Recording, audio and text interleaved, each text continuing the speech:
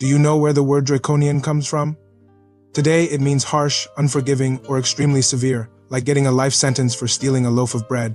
But the term actually dates back to ancient Athens, around 621 BCE, and it all started with a man named Draco. So, who was Draco? Draco was a lawgiver, appointed by the Athenian aristocracy to write down the laws of the city. Before that, Athenian laws were passed down orally, which meant they could be changed or twisted by powerful elites at will. Writing the laws down might sound like progress, and in some ways, it was. But Draco didn't exactly go easy on people. Here's what we know from ancient sources. Death was the penalty for almost every crime. Even minor ones like stealing a cabbage or loaf of bread. Yes, really, ancient writers said so. Debt slavery was common. If a lower-class citizen owed money to a wealthier one and couldn't pay, they could be enslaved or forced to give up their family. There was no distinction between major and minor offenses. Kill a man? Death. Steal some fruit?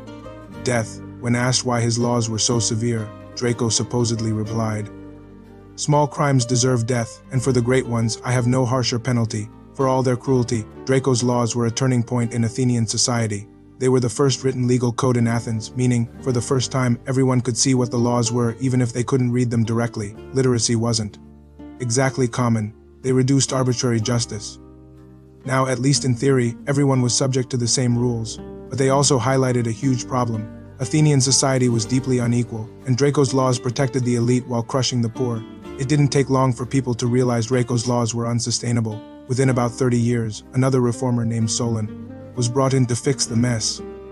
Solon repealed most of Draco's laws, except the one about murder, and introduced fairer legal and economic reforms. Draco's legacy.